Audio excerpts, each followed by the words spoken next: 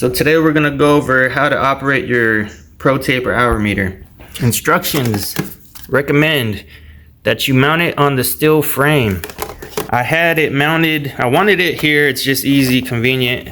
Didn't work. You're not supposed to put it on the plastic. You might get away with it on the 450 because there's a lot more vibration, or your 2 strokes. You're definitely gonna get a lot more vibration and it might still count the timing.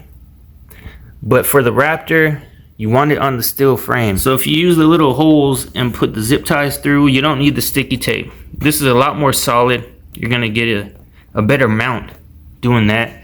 The seat fits right over it, so it's protected. And now you have your sensor. You have high and low. For the Raptor 700, you're gonna wanna select high. You want to keep the sensor on high, so you make sure you count the timing. If you have a 450 or a 2-stroke, you could probably get away with putting on low, but I recommend putting it on high for your Raptor. When it's on TOT, hold it for at least 6 seconds. This way it locks and it's not gonna count any timing. So if you're towing and you're worried about vibration running the hour meter, put it on your lock and it should prevent that from happening. Or in any other case that you need it to not count anything.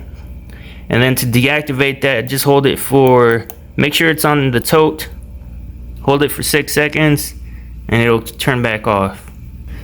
So the partial hours is like resetting the odometer, so you could have a separate count too. So if you want to keep track of your next upcoming maintenance, and you want to keep a total of your hours at the same time, you could always go to the partial. So if your meter's not working accurately, most likely it's in the wrong spot, or it's not a solid location.